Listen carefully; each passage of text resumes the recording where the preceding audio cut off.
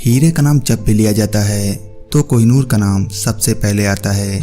आखिर हो भी क्यों ना, यह दुनिया का सबसे बड़ा हीरा जो है, इस हीरे की कहानी उससे भी बड़ी और खतरनाक है जितना बड़ा यह हीरा है। दोस्तों, इस हीरे की कहानी की शुरुआत वहां से करते हैं जहां से यह प्राप्त हुआ था।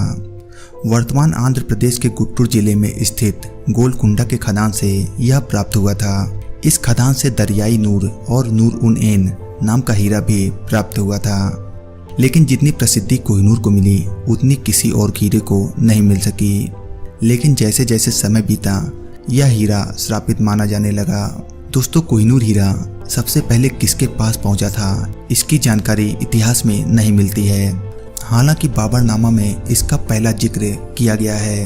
यह 1294 के आसपास ग्वालियर के किसी राजा के पास था। लेकिन इस हीरे की पहचान उस समय मिली जब 1306 में एक शख्स ने यह लिखा कि जो इंसान इसे पहनेगा वह संसार पर राज करेगा, लेकिन इसके साथ ही उसका बुरा समय भी शुरू हो जाएगा। शुरू में इस बात को किसी ने स्वीकार नहीं किया, लेकिन जब एक के बाद एक घटनाएं होने लगी तब सभी ने इस सच को स्वीकार करना शुरू कर दिया।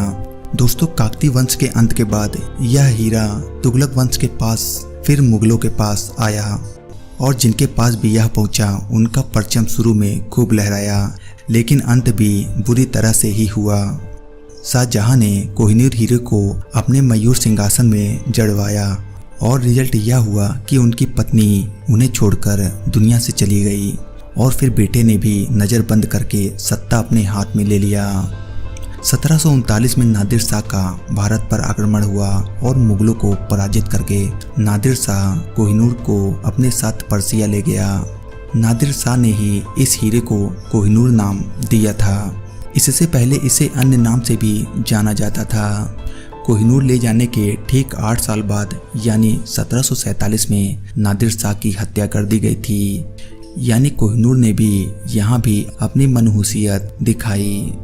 नादिर शाह के मौत के बाद कोहिनूर अफगानिस्तान के शहंशाह अहमद शाह दुर्रानी, फिर उनके राजवंशज शाह शुजा दुर्रानी के पास आया।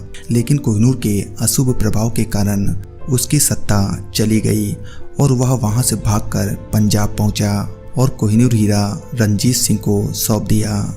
इसके बाद रणजीत सिंह की मौत हो गई और सिख साम्राज्य पर भी अधिकार करके अंग्रेजों ने इस हीरे को अपने कब्जे में ले लिया और आज भी यह हीरा इंग्लैंड में है। लेकिन इस शापित हीरे के श्राप के प्रभाव से बचने के लिए इंग्लैंड की महारानी ने यह वसीयत बनाई कि इसे महिला ही धारण करेगी। लेकिन ऐसा माना जाता है कि इससे भी कोहिनूर का शाप दूर नहीं हुआ और दुनिया भर में फैले अंग्रेजों के साम्राज्य का भी अंत हो गया।